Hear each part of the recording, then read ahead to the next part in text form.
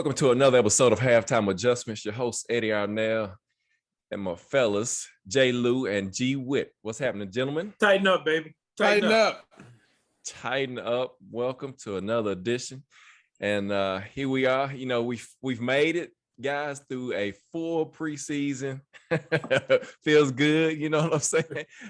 All considering all the things that happened last season, and even the things that happened so far this season, we've made it through a full preseason for the Tennessee Titans, and without a lot of major injuries, which is another good thing, right?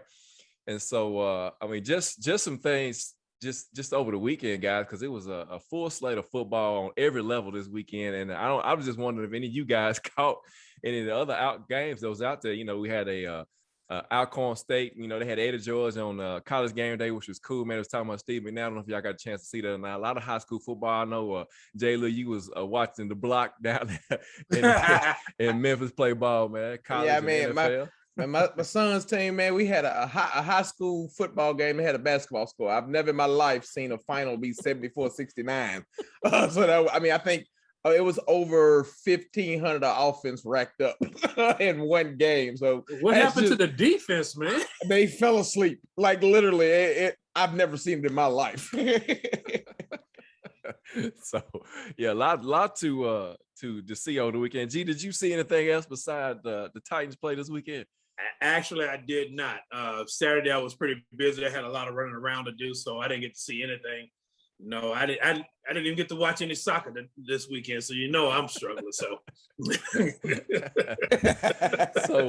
So guys, thank you. Come on in and join us tonight. We'll be talking about, of course, we'll break down this third preseason game against the Bears, and we'll also go over our 53-man roster predictions on the second half of the show. And so a lot of things transpiring this week. You know, we were thinking that the only opponent for the Titans this week were going to be the Bears, but once again, as Jay Lou likes to say, COVID has reared its head and sacked this team. I mean, it's good now that it's happening. You know, it's unfortunate, and it's not a big deal because we know how people are dealing with it. But you know, for them to have it right now, the time that they did, it's better going forward in the season. You would hope so, anyway. Yeah, you this is where you thank your lucky stars that the preseason has played out the way it is. I mean, we don't have a fourth preseason game, so you got that week off. And you just hope that we can get through our COVID outbreak now, and it doesn't impact during the season. I mean, we went from anywhere from 9 to a dozen players and their coaches that have rotated out. Yeah. I mean, they woke up Saturday morning and changed the whole coaching staff around. On a game day. So, I mean, you like to see it in the playoff. I think you like to see it in the preseason where he was able to experiment with some different coaches, calling things, et cetera. And you just, again, COVID is going to continue to be the wild card for the NFL this year. I mean, it helps with some of them with the vaccinations. I think J. Rob said the team was about 97, 98% vaccinated. So that helps with some of the quarantine and all, but again, as long as we're playing in the middle of a pandemic, it's going to rear its head up. And again, for the Titans, it becomes a black eye. I mean, you hear a lot of pundits out there say that, you know, what are they doing in Tennessee? Because had the same thing happen last year. But I mean, you know, we went down to the hot box, Florida, came back with COVID, and Tennessee's a hot box as well. So I mean, we just got to let it run its course. That's it. Because bottom line is, like you said, is just, you know, with it happening now, you got an opportunity to get through it. And that's really what you're hoping. You got an extra week to actually get through it before you have to really start preparing for the Arizona Cardinals. So that's really important. The other good thing, and like you brought up that point, J. Lou, is the fact that it gives you an opportunity to really experiment with something that could happen later on in the season. So, you know, people have different roles. It was good to see the team, even though, you know, the head coach wasn't there, you had players weren't there, the team still went out there and put on a good performance. Still play hard. We didn't win the game, but they still play hard and everything. And that's really what you want to see. How you gonna react to these situations? Because now you in this pandemic, it's gonna rear its ugly head. You knew it wasn't gonna be a free and clear season. Right. So you get it out the way, you see how to handle it, and then you can just move forward. So if it happens again during the season, you already have a game plan of what you need to do as far as that's concerned, and be able to field a team and not have to take a forfeit. That's the main thing. You don't want to take a forfeit in the middle of the season. Exactly. And I had to give credit to Rabe, so because he kept everybody in their normal position when they what they'll be doing when the actual games start to count, which was, you know, genius on his part, I would say. And got some guys some work, And it didn't come out the way we thought it should have came out. But hey, the ones that got out there and they were able to get some snaps in, which was the main thing, right? And get some reps for the coaches as well. And so absolutely, some notable players were cut. John Simon was cut. Clayton Gathers, defensive back, and a couple other defensive players. And then Brian Hill was placed on IR today, and Ben Jones went to the COVID list. And so some of the moves that happening as we get near that 53-man roster later on next week. Actually this week on third, right? Yeah. It's got to be about 53 by the third. Tuesday. Tuesday, 3 o'clock. Tuesday. 3 o'clock. So, very interested to see what's going to happen. And like I said, we'll be talking about that in the second half of the show. But let's get into the game, gentlemen. Like I said, facing the Bears. Rookie quarterback comes in. You want to see how this defense is going to play because, G. Will, as we know in the past, the Titans defense usually doesn't play very well against a rookie QB. I know it's preseason though, before y'all start jumping on me, but you want to see, because now we saw the ones play in this game as far as the defensive line concerned. Very impressive, very impressive. Absolutely, because the main thing you saw, again, the only starters on defense that didn't play was Landry and Dupree. So, but what you like about what you saw was that there was no hesitation. They attacked the quarterback. Jeffrey Simmons just mauled the offensive line for the Bears going up the middle, which is exactly what you want to see. You saw Danico Autry out there playing hard. You saw the outside linebackers, Roberson, and I know I'm going to jack his name up, so I'm not even going to try since I messed up last week. It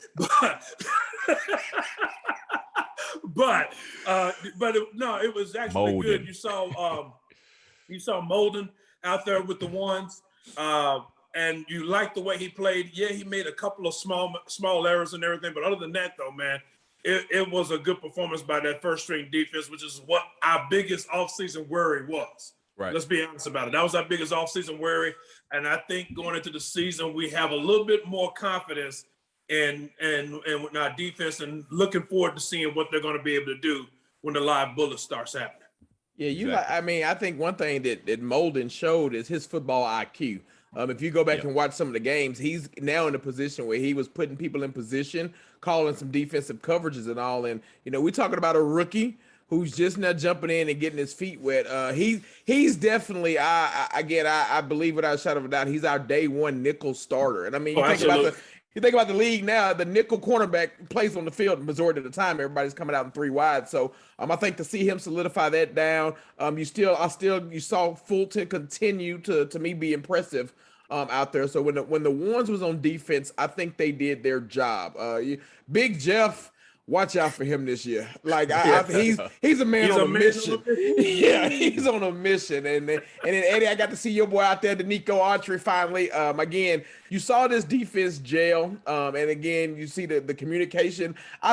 Like you said at the top of the show, Ed, I think that was great by Vrabel to keep his coaches in their position. Because when you think about the defensive side of the ball that we got, you got some head coach experience on that side, but to allow them to continue to operate like they was on Sunday, I think that bodes well for the team. But overall, I don't think I think we had a couple third down stops with the first team defense. They played maybe 10 snaps, and I think they had a couple 3 and outs on that. So you like to see that continuity still continue to gel. And they had a 4th down stop too. So yeah, that's what I was going to say. Beautiful. Yeah, a thing of beauty, man. It was a thing of beauty, man. You saw Big Jeff just crushed the line. I don't understand why teams. Yeah, I don't understand why teams ain't learned. Last year, you had a better chance getting 3rd and 20 on us than 3rd and 1. We ain't gave up 3rd and 1 and 4th and 1 in a long time, and they haven't realized that. Right, exactly. And so as we go along, look, so some battles coming in that hadn't been solidified yet, and there's still a battle. I'm gonna say 2, but I'm gonna start with this first one first. Y'all know where I'm going. That backup QB battle has not been solidified. Lord. Now, both guys I thought played very shaky. They played like the pressure was really built up on them. And you could tell, right? Barkley, he forces the ball into triple coverage. I don't even know how he didn't see the Bears sitting right there and throws a pick inside the red zone. He predetermined to go there, man. Predetermined. That's exactly right. And so Woodside, he had his moments, but they both struggled to me. And this like you said before the show came on, J. Lou, this battle has not been decided yet. No, this battle, I still don't think that the backup quarterback is on the team. But if they have to pick one right now, I'm going to change my mind from what I said last week. I think it's Woodside. And I think Woodside wins it just based on the experience. Barkley didn't do nothing to steal it from him. And I think Barkley had an opportunity last night, and he let Woodside close that gap because, I mean, if you look at the interception, Woodside's really wasn't on him. He gets hit and gets the ball out. He wasn't holding it long. That's it true. wasn't on him. That's true. But to me, I felt like the pressure was more on Barkley, and you could kind of see that last night. So if I had to select one right now to make it, I would think it would be Logan Woodside. We'd roll with the number 2. Absolutely, because Barkley, I think he blew his opportunity. I think he had it, and he just blew it. That interception, that was the second force pass on that same series. Mm-hmm. You know, and again for him, let me just put it like this: he can't even get it out. I can't get it out. But you saw the reason why we're the 6th team he's been on. Yeah. You saw the reason why. I mean, he continues to predetermine his passes and throw. I mean, he didn't even try to read the defense or anything like that. He didn't adjust or anything. He just predetermined that was where I was going. The defensive guy, the linebacker read him and it was an easy pick.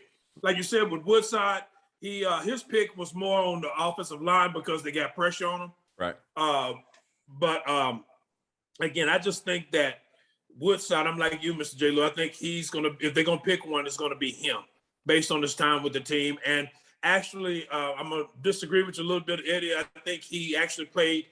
I don't think he played shaky. I just think he did what he normally does. Okay. He just did it better. That's fair. That's a fair assessment. Okay, I will go with that.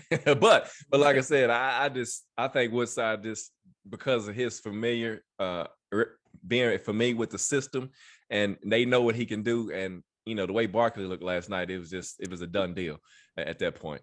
And actually now, but the next point was going to be the number 2 running back, but I think that's been solved as of today since Brian Hill goes to the IR. And so you got Mekhi Sargent was going to be your backup guy until Darrington Evans. And, you know, we was talking before the show came on, J. Lou, and then when G. Witt joined, about possibly Evans going to the IR and coming back later and still making that 53-man roster. We don't know the extent of his injury right now because, of course, Braves is not going to say anything. But, you know, I think you got a pretty good backup in Sargent because he's proved his worth for this football team. Yeah, I would agree with that. That one would be a shocker if they let him go. He's run hard all preseason games, whether it be with the first team offensive line. That 4th string offensive line is terrible. To me, he separated himself. So I definitely think there's a spot on this team for him. I still think they just kind of like they like Woodside. I think they like McNichols. I don't think you discount what he's brought to the team and been with them. And again, you look about some familiarity right there. But yeah, definitely, I see Evans again. It wouldn't shock me Tuesday to hear him on the 53, and then Wednesday they put him on IR because, again, the NFL has the exact same rules this year with the shortened IR. You got to be on the 53 first to be able to come back. So I could see them because they still want something special out of Evans. And again, you just don't hope he's snake bitten with the injury. Again, we don't know what it is. It looked like everybody dressed last night, whether they were injured or not. I think would have been a home game to just dressed everybody. So they don't really tell you nothing. But I really think that Sargent has did his job in this preseason to show why he should be a part of this 53. Exactly. And I agree with you totally, because here's the thing about it. We talk about the shaky offensive line, the 3rd string offensive line, the 4th string offensive line, and the only running back that actually was constantly getting positive yards was Sargent. Everybody else was not getting positive yards. So, yeah, I think they're going to have a hard time. The one thing about it, if they do cut Sargent, he's not going to clear waivers and we're going to be able to pick him back up. That's just not going to happen. He showed up way too much in the preseason for anybody to ignore him. He's going to get a shot somewhere else. So, yeah, I think he's actually going to be there. He'll been put on IR, finishes the season, of course, but I wasn't impressed with him during the preseason at all. The guy they just signed this week, Hawkins, man. Yeah, I was looking at him. I was like, okay, he's running just like Sargent was. So I just don't know. And again, I'm with you, Mr. J. Lou. I don't know if they're going to get rid of McNichol. He played well for him last year. He's a better pass blocker than Sargent. Sargent, I would say he was admirable in what he did last night on that one blitz when Woodside was in there. He got in the way, but he went high and drove back. the thing you like about it was that he read it, got in there. You know, he got ran over, but he bought Woodside some time to make that pass. So that's what's really important. Right. And so I'll mention the right tackle position real quick because do you have to? Kendall Lamb. Let's talk about Kendall Lamb. Oh my gosh! Because Kendall Lamb, you know, if he wasn't run blocking, he was on skates. You know, he was getting pushed straight back into the quarterback's vision. I was like, this guy can't pass block at all. I mean, to save his life, he can't. I mean, well, here's the thing about it, man. You're pass blocking. Why are you pass blocking on a speed rusher and you're gonna try to cut him? I'm like, what are you doing? Well, if you kept getting bull rushed, you would try something different because he couldn't hold up against the speed rush or the bull rush in particular. And so in his mind, he got to do something to slow the guy down. He definitely there's a reason why Cleveland went out and got Jack Conklin from us last year. You see that, and you also see the fact that he's just a road grader. So if he's still on this 53-man roster, it's purely for depth purposes, just so they can have somebody they can put out there. But he's pass pro, he's horrendous. I mean, absolutely horrendous. And so now you look at Quisenberry and Sembrello at right tackle. Between those two, I don't know who gets the nod.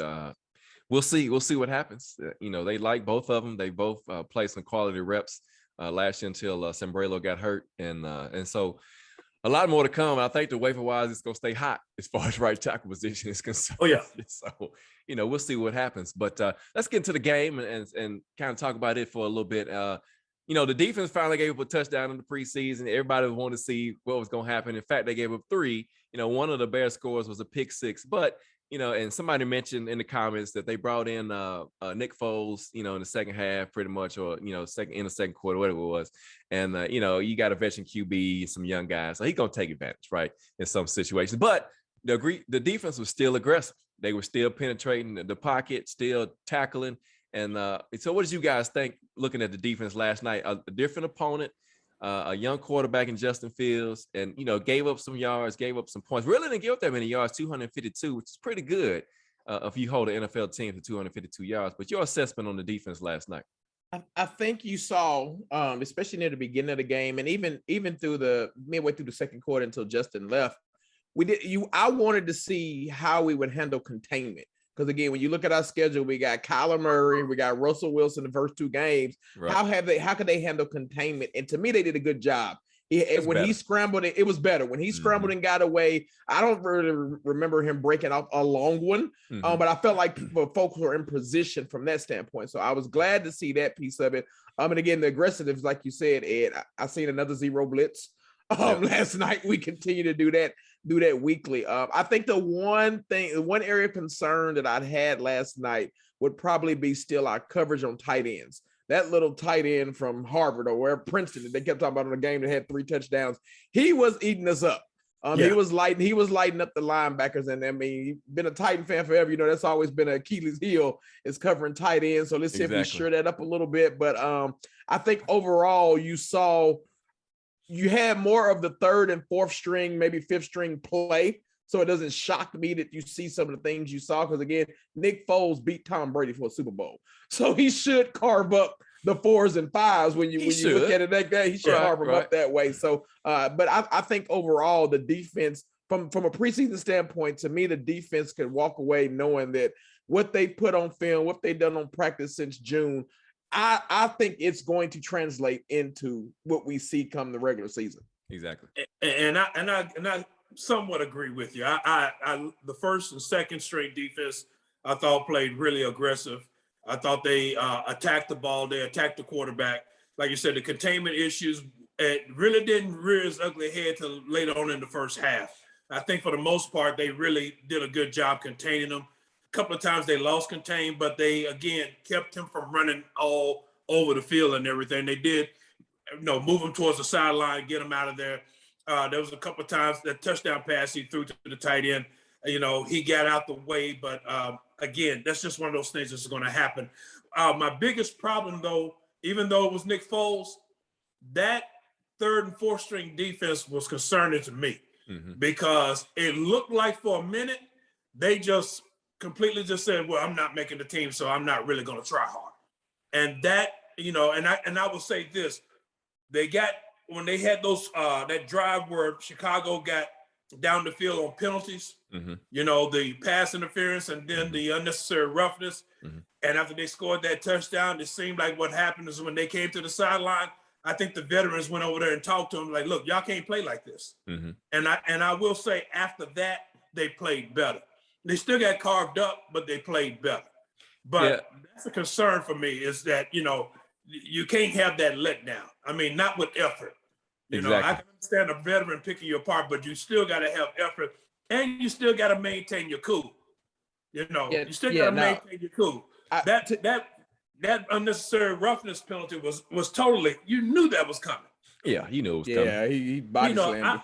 You know, like I told the Bears night was up in the stands. I said, look, I hate the call, but it's the right call. It's what they call now. Yeah. You know, so you know, you just got to deal with that. So you know better.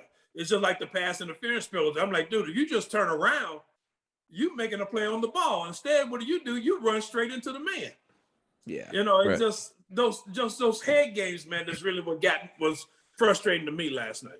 Yeah, I think along my bad, Ed. Go ahead. Along the lines of what you said, G, with on that third and fourth, I think one thing we noticed that you hadn't seen all preseason, if you go back and look at that third and fourth team that played in the second half, we had a lot of missed tackles. And this team hadn't been missing tackles. And so it goes back to your effort. I can't remember the DB that got his ankles left in Nissan Stadium. McDougal. Yeah. Lord have mercy. I mean, like, to me, that goes back to your effort. You were saying, whip. And so to me, that just goes back to that focus you was talking about with that depth on the team. Because again, missed tackles has not been something we've talked about the first two preseason games, and you saw that rear its head last night with several opportunities on missed tackles. You did, and one of them was very glaring to me. Was Mr. Farley. Now, you know, make an excuse for him. He's rusty, and I get that. But you know, his technique was terrible. He's got to wrap up. Yes, he's got to wrap up and make tackles. And you know, Deion brought that out. There was some poor tackling. Good point, Deion. Appreciate that, man. But yeah, I saw a lot of it myself, and I saw his was just stuck out a lot because he was right there where the ball was at, and he just missed tackles. And I'm like, I was thinking about G Witt and number 33 tackling school. Oh no, see, I've been good all off season, man. I've been good. So, but yeah, and one other thing real quick I want to get in, I forgot to mention when we was talking about the right tackle, Rundez, however you pronounce it, I'm sorry for jacking it up. You know, Will was like, his back of his jersey was so green because he was on his back so much. Yeah, so a lot of work still to go on that right side of the offensive line, but yeah, missed tackles was a concerning thing to me as well, fellas, and y'all hit it right on the head. The Titans had 407 yards of offense. You do like the fact, though, that one more thing about the defense, that the Bears were only 3 of 10 on third down conversions, and then that 0 for 1 on that fourth down conversion. So, you know, like I said, the Titans, if you look at the stats, the Titans really, you know, controlled the game, 407 yards of offense, 23 first downs, you know, but turnovers in key situations, one inside their own end of the field, you know, and then one for a pick six that was, you know, what Woodside was hit as he was throwing the ball. But then the penalties, as you mentioned, G, with this dumb penalties, 10 for 109 yards. You know, I know Verbal was at home probably ready to break his TV set. You know, I was going to say the same thing. I'm sure he broke the TV because that's just not a Vrabel trait to be undisciplined like that. Deion said, in all fairness, Fairley is wearing one of the three, so they might play into his tackling technique last night. Yeah, he still has that college player mentality where you can hit a guy and go down, but you're finding out in the NFL that don't work. You have to wrap up. You have to bring him to the ground. Farley's technique is really, I don't see him starting at all unless the injury bug hits. I don't see him starting at all the whole season because he has a lot of work he has to do. I didn't realize it was that bad. Really, I think Saturday night really highlighted how far away he is from being a starter. It did. You know, it really sticks out because you got to remember that him and Dylan both missed, you know, pretty much the whole season. They hadn't played football in almost 2 years. And so it's a lot to come back from a college game that's not as fast as a pro game and try to catch up, you know, and the amount of time they've had on the field, not really doing a lot of tackling per se in practice. but getting live game action and really getting guys that are rushing the passer or coming out of the backfield running full speed. You got to make the tackle. You just dive at their legs or whatever. But anyway, yeah. So hey, before we go on with Farley, I thought about something earlier or last night, really, after the game. Farley might be one of those guys, in all honesty, is that when you see him come in the game, you might see the defense going to like a Tampa 2 or cover 2. He's one of those guys that has to play off and keep everything in front of him and just rush up to make the tackle. He's not going to make a lot of breaking plays on individual guys, even though that's what he did in college. Right now, I just don't see it. I just don't see it at all. He's got the size, he's got the speed, and the ability is there. But right now, technique-wise, he's better off as a cover 2 corner than a man corner. I think I'll agree. And I think with the silver lining we saw, again, with having preseason, if you're the defensive staff, you're glad to see Molden come on like he did, because that buys you more time, to me, with Farley, where you can have Jack Rabbit and Fulton on your outside and have Moulton lock down that nickel to where you can continue to work Farley in to spell some of these guys without having to put so much on them. And I think, to me, that's the biggest thing. I think we're set at safeties with Byard. You see the difference with Byard and Hooker back there. Mm-hmm. And then if Jack Rabbit and Fulton has elevated his game, that helps you solidify that nickel where you don't have to rush him in, because again, you to not play football for 2 years, then with a back injury, you're right. He's far behind, and then corner wasn't even his natural position when he started football. So I think that buys you. The Titans fans got to realize we drafted him in the first round. You got to hope that he's going to be like Big Jeff, that in 2-3 years he's a superstar corner that we stole out of the draft. Yeah, exactly. and I get the people complaining, and I agree. Taylor says if he can't play man coverage, he's no good in that defense, and J. Rob don't need his number 1 draft choice on the bench. Yeah, and I get that, but like I said, you got to remember he's coming off an injury.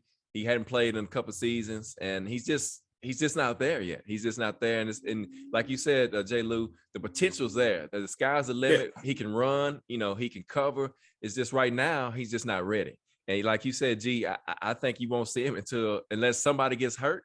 And the other silver lining is too, Jay Lou, is that the Fulton has came on since Farley has came back. And so that helps too, having Fulton, you have Molden, and you have Jack Rabbit, and you got, those guys. And even Chris Jackson is playing some pretty decent football right now as well to provide some depth along with Breon Borders. And so, the secondary is going to be okay. Well, I think that what's going to make the secondary work is that front.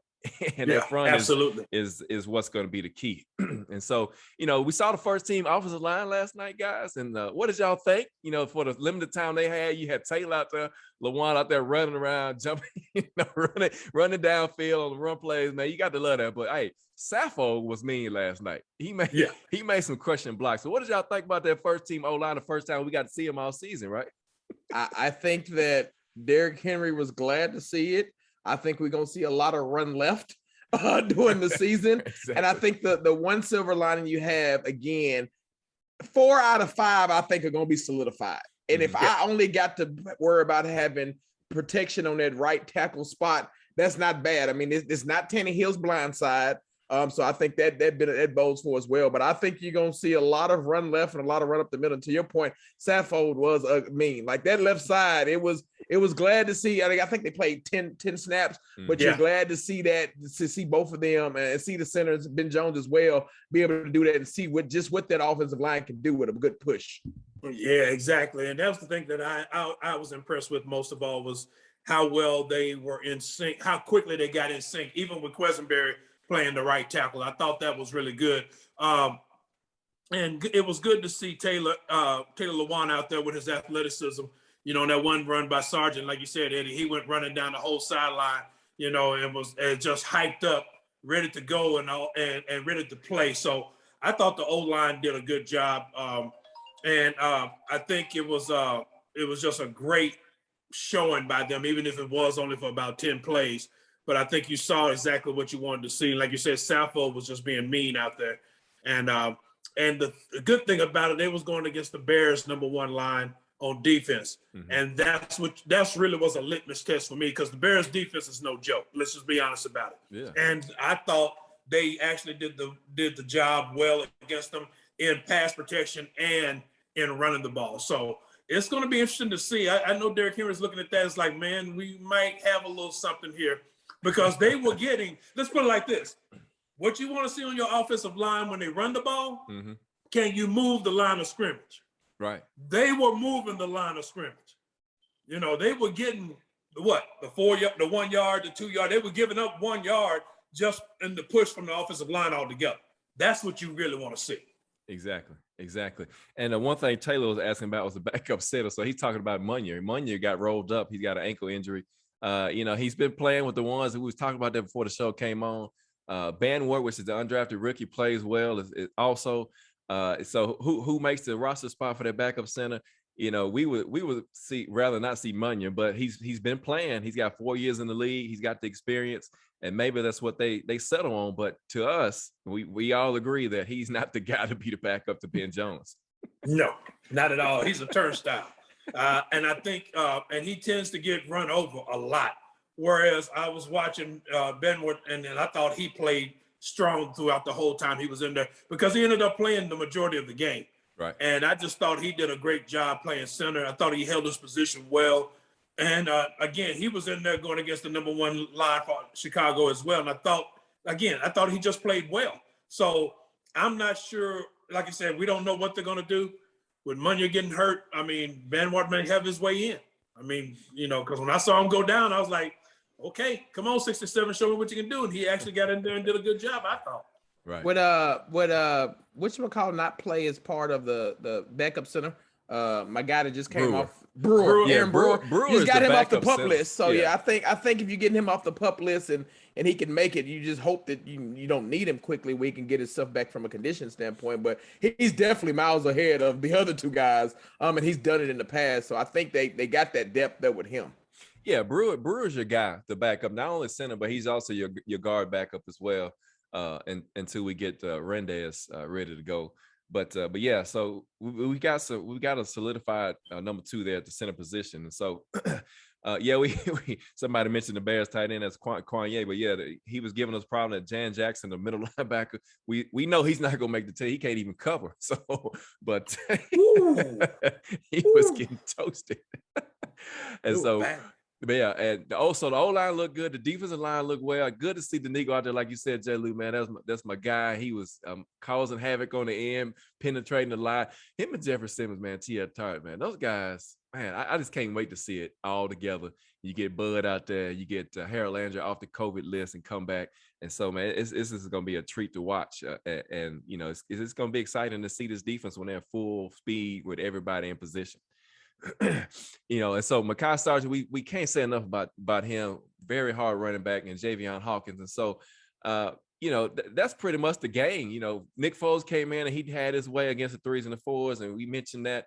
But as we move on to get ready for this 53-man roster breakdown, gentlemen, you know, the quarterback position, you know, we all agree that Woodside's the backup. So we pretty much got that covered. Running back position, because I'm going to say this before we talk about that. You know, look out for number 41, Blasingame, give some carries. Give some carries from last night. You know, G Witt, when they first brought him in, we talked about this a couple years ago, that they were going to try to get him the ball more. We saw a little bit of it last year. We see a little bit more in the preseason, and I think we're going to see him running that ball some come a full go of the regular season. You know, he was upset he didn't score on this screenplay. Yeah. But, you know, and that brings up another point too, because Fred Brown, I think that's who it was, the receiver, he didn't get out there and block. I'm like, dude, you see him coming, go find the man. Right. You know, exactly. And so because if he blocks that one guy, I mean, it's a touchdown. No ifs, ands, or buts about it. Exactly. But no, I one thing we saw about Blasingame is what we already knew. Mm-hmm. I mean, I think the short yardage game we saw where he scored, where he got that first down, I thought that was a good run. He got low. He got in there and got in the mix, even though they knew it was coming. That's what you like to see. Mm-hmm. But even better than the screen was that one out pass he caught on the run. Yeah. Good hands. Yeah. Great hands. Caught the ball.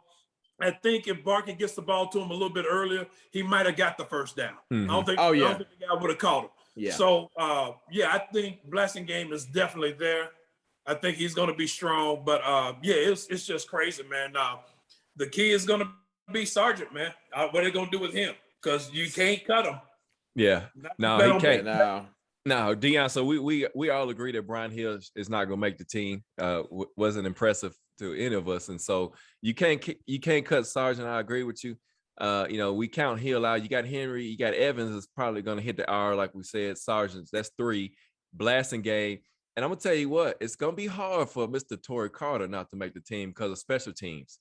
The backup fullback, that guy is a hard-nosed football player. That's exactly what I was gonna say. If he don't make the team, that's a candidate. He's on the practice squad. You hope he make through waivers and get to the practice squad. Yeah. To your point, he's played hard when he's had to come in and be blocking his fullback, and then special teams, he's done a phenomenal job on special teams. So I think he's earned his right to either be on the team or at least be in that conversation for the practice squad. Absolutely. Exactly. So let's move on to the wide receivers, because beyond we got the top 3, right? AJ Brown, Julio Jones, and Josh Reynolds. So after that, who are the next guys, and do they keep 6? Do they keep 5? And somebody already mentioned, I think it was Taylor. 13 got to stay Cameron Batson. I like Cameron Batson. My wife, when I was watching the game, my wife loves Cameron Batson too. She said the little guy got to stay because he's tough. He's making all the plays. Get it up for the little guys. And so Batson makes the squad. So that gives you 4. How many do they keep, and who else makes it in y'all's opinion? So I think they keep 7. If that's 4, I got Westbrook-Ikhine. Mm-hmm. I think you keep him. Mm-hmm. Right. Chester Rogers has worked his way onto this team. He's your specialist. He's your punt returner. He's your returner. And then 7, I think, and I could be wrong, I think they give the 4th round pick a shot. I think Dez squeezes by on the team. I don't think the other rookie, Racy McGrath, I think he's a cut. I think Fred Brown definitely cut himself when he dropped the ball on his knees. And then I think the odd man out is just Mason Kinsey. I think he's just in the wrong count. And I'd hate to see that because I don't think he can come through waivers. I don't think he'll pass through waivers where you can get him on the practice squad. But to me, he's done a phenomenal job in the slot. Him and Batson, to your wife's point, the little guys, the little receivers we had, they both showed up in preseason. But I just think Batson's ability to play special teams is what will separate him from Mason. Right. And I don't disagree. However, I think I would disagree with this. I don't think Fitzpatrick is on. I think he goes through waivers and they put him on the practice squad. He's just not ready to be on the 53-man roster. He's got too much work he's got to do. I think Kinsey makes it. I think Batson makes it because Batson does one thing that they pride themselves on. He blocks. Yeah, he does. He blocks. And he can play special teams, and he knows how to catch the ball when he makes catches when he's open and everything, and the ball comes to him. I don't think he had a drop last night. So I think he's on the squad. I think Westbrook-Ikhine is on the squad. Chester Rogers definitely. But I think Fitzpatrick goes to the practice squad, and I think Kinsey. Because Kinsey runs good routes, he's open, and he doesn't drop the ball. Right. Let's just be real about it. He don't drop the ball. At all. And that gives you 7, right? 7 receivers. Yeah. Okay, yeah. And I'm going to tell you. I think we keep 7, and I think we have a wild card and wide receiver that can be just like Evans. It would not shock me if Reynolds makes the 53 and then we IR him and one of these other guys do slide in, because I just don't think Reynolds is healthy enough yet. And I think they want to get him on the 53, IR him to get him back, and then that might open up for one of these guys, another guy slides in. Right, right. And one other thing about Cameron Batson, he can play a little gadget QB too. Oh yeah, yeah. So he's got a lot of skills in his pocket. So to contribute to this team. Go ahead. But one more thing about it, and I don't know if you paid attention to what J. Rob said about Fitzpatrick last night. About the fact that he's having to do things he's not used to doing. That's right. That's that exactly. he never had to do in college. Yeah. So that's the reason why I'm saying that, he's working hard trying to get there, but I think even as a 4th round pick, I think he's going to end up on the practice squad because he's just not ready. Yeah, exactly. Tight end, you got Swain, Ferguson, and Stocker. I don't think there's any surprises there. I don't see them keeping the 4th one. I could be wrong, but that's the 3. I got Pickney. Yeah, I was gonna say unless they keep Pickney, which I wouldn't be surprised. He's a big body guy, can block. you just never know. And he can catch. You're right. You're exactly right. Yeah, I just don't think Tommy Hudson showed me enough in this preseason to warrant him making the squad and everything. Nah. And I think our boy from Alabama probably he'll go to practice squad. Practice squad. Yeah. Mm-hmm. Yeah, because he can't block. That's the one thing he valued. Exactly. And so now let's go to one of the more I'm not gonna say concerning, but it's just one position, right? And so you got the O-line, you got Lawan, you got Sappho, you got Jones, you got Davids, you got Quisenberry, you got Sambrilo, and you got Brewer. And so that's 1, 2, 3, 4, 5, 6, 7, 8. Kendall Lamb is gonna be the Randaz and Kendall Lamb are the two. They'll keep Randaz, Kendall Lamb, he'll I think they keep him. I think we carry 10. Okay. I really think they carry 10 offensive linemen, and I think you just named the 10 that I think they would carry. And again, we carry them Tuesday. That don't mean we're gonna see them on September 12th. That's right. Because I can guarantee you that right tackle is gonna be the first thing we see off the waiver wire come Wednesday. But I think we carry. Yeah, exactly. I agree. I had 10 down as well, and you named them all. Like I said, I just, especially with, I think they keep Banwart, the center. I think he just showed enough to where they're going to keep him and carry 10. Mm-hmm. 10. I think they're just going to carry 10 O-linemen, really.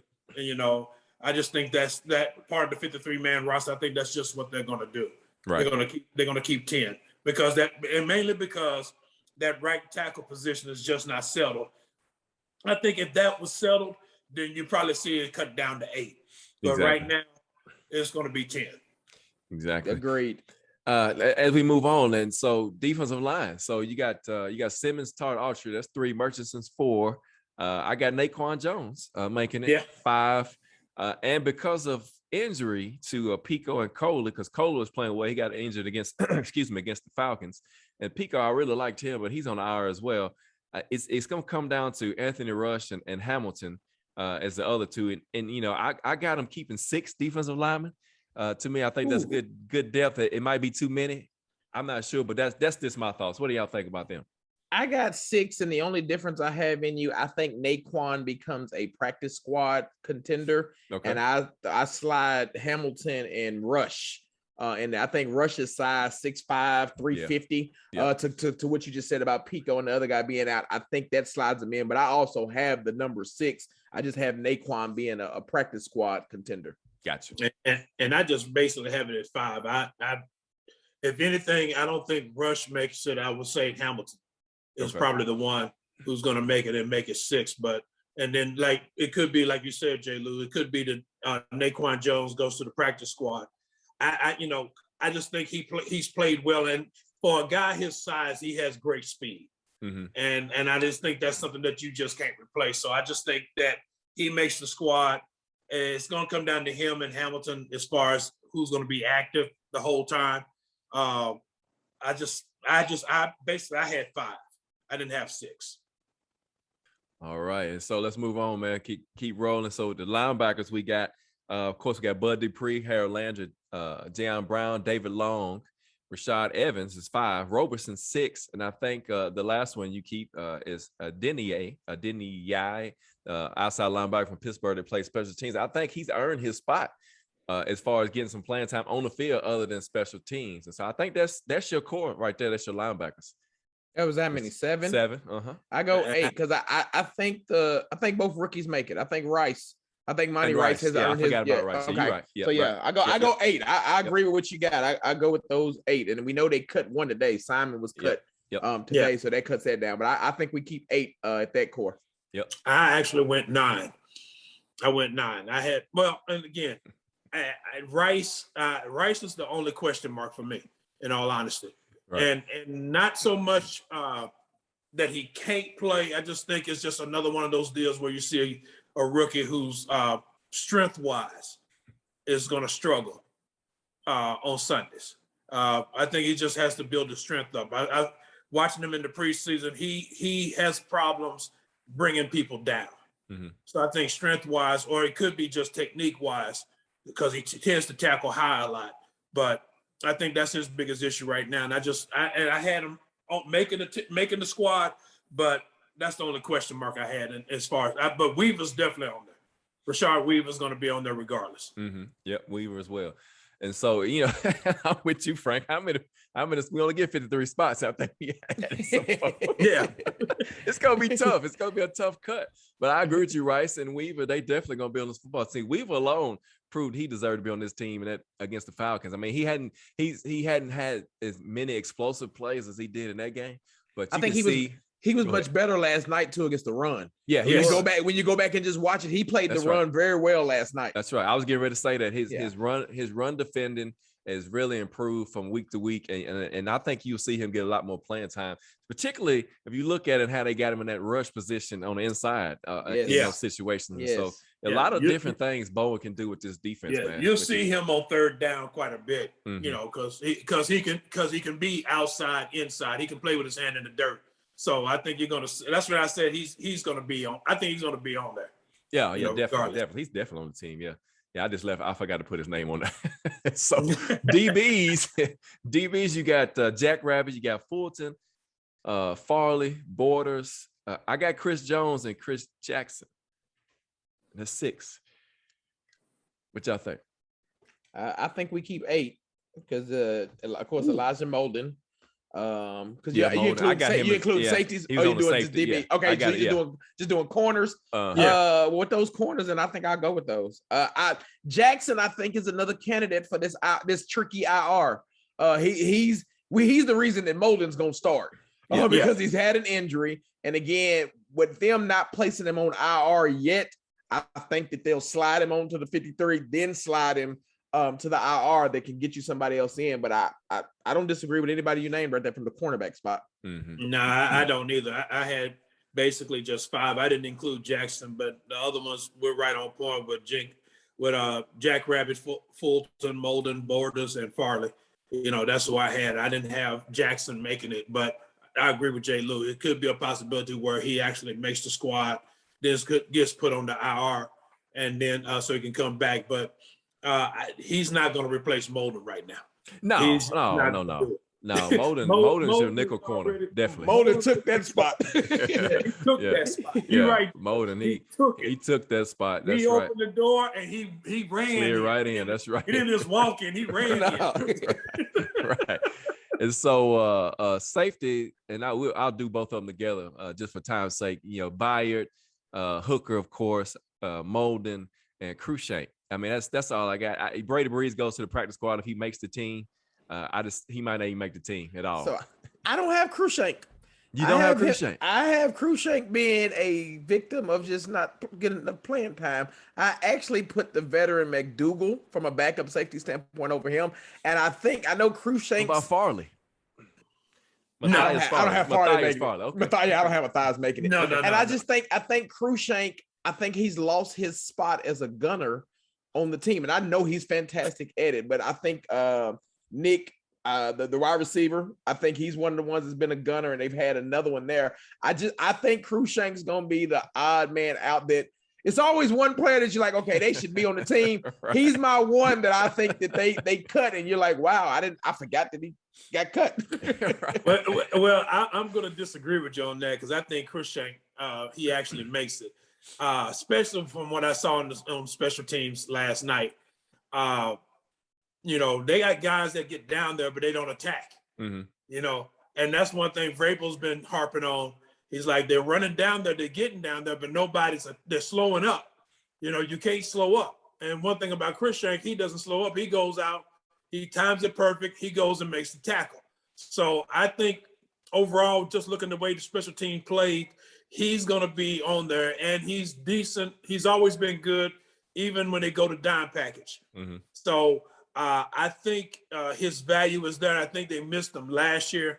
And I think even though he hasn't played this preseason, I think one of the main things they're trying to do is make sure he's ready for the regular season.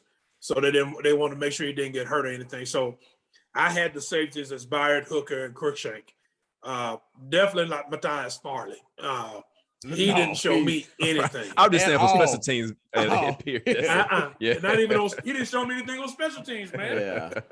I think out of everybody we brought in, to me, McDougal, out of the veterans, he probably played better than Farley, Gathers, and all of them, which gives him maybe a slight edge. But yeah, Farley, what was he, 21? Yeah, he was. Yeah, 21. It was on him with the pass interference. Yeah, I was going to say, he had a lot of tape that didn't look good for him last night. And so that's our roster, guys. And, we know it's an interchangeable 53. I'm not going to say it's a total 53 because, there's some moves that we feel like there's going to be some switching and moving around, or people been put on IR, and then, just to be able to bring them back later on in the season. So a lot could happen, we'll know in the next couple of days, but, it's always fun to sit back and talk and see what your ideas are as far as this roster. And so the kickers is just Ficken and Curry. That's bottom line. That's all you got. Yeah, I think when they didn't bring in anybody to challenge Ficken when McCain went down their way, then that solidified the job right there. Poor guy lost his job on injury. Right.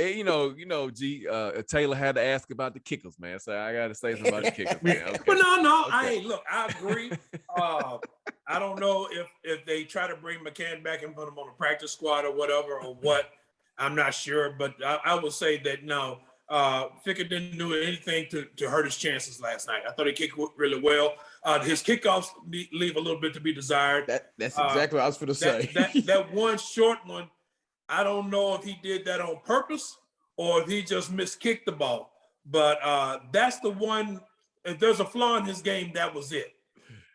His kickoffs were not deep enough for me at all. And so as far as Kern, he had one bad punt last night. And of course, the long snapper, actually that's working good because you see everything is getting off in a better timing than what it was. So it may have been the long snapper the whole time, man. It may have been, I don't know.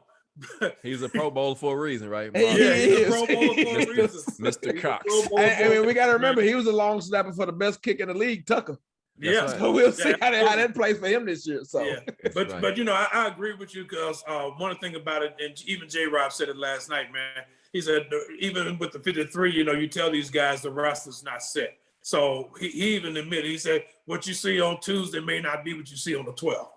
Right, exactly. And see that's what I'm curious to see Tuesday, because they're going to play. You want to see the mind games he played with who he keeps, because you got 7 or 8 right now that the COVID list don't count against your 53. Right. So I mean, in theory, you could possibly keep both quarterbacks come Tuesday if Tannehill's not active off the COVID list, and you're not going with 2. So when you start looking at positions like that, who becomes the odd man out based on who we got on the COVID and who you try to keep from going to another team. So that's going to be interesting to see.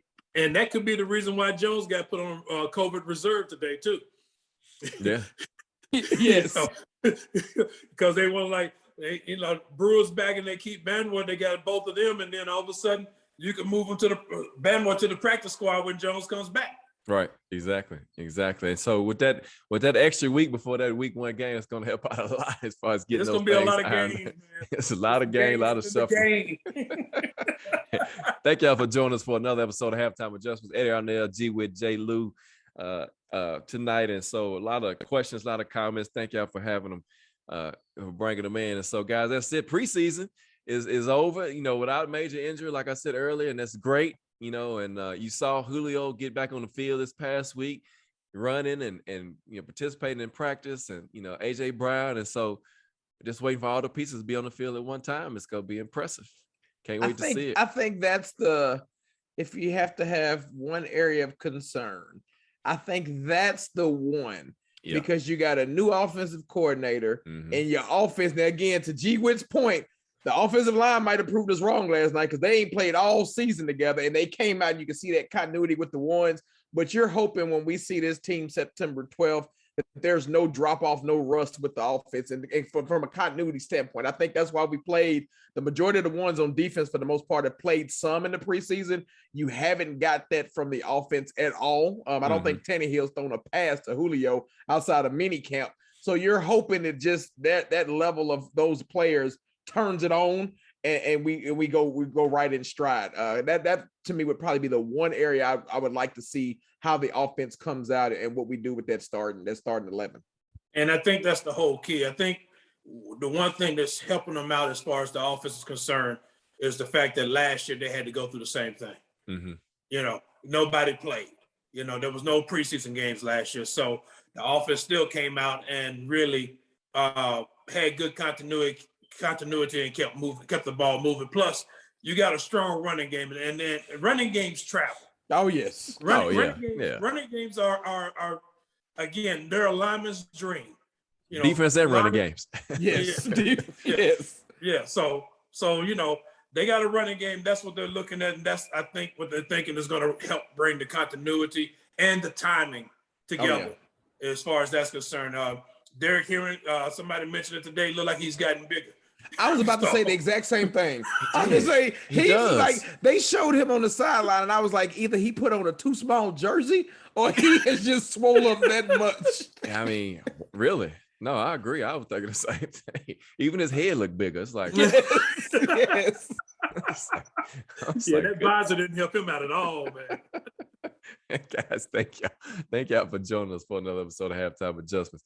Hey there, on there, G with J. Lou. Check us out next weekend, man. We'll be back. We'll be discussing the final 53. Maybe we'll see the games that's been played and getting ready for that week 1 showdown as the Arizona Cardinals come to town with Kyler Murray, D Hop, AJ Green, JJ Watt, Chandler Jones, Buda Baker, Malcolm Butler, Isaiah Simmons, good old Buda Baker. That's right. Yeah. Oh, Buda Baker. So Buda Baker, he's probably thinking, if I get an INT, I ain't got to worry about DK Metcalf running me down. So.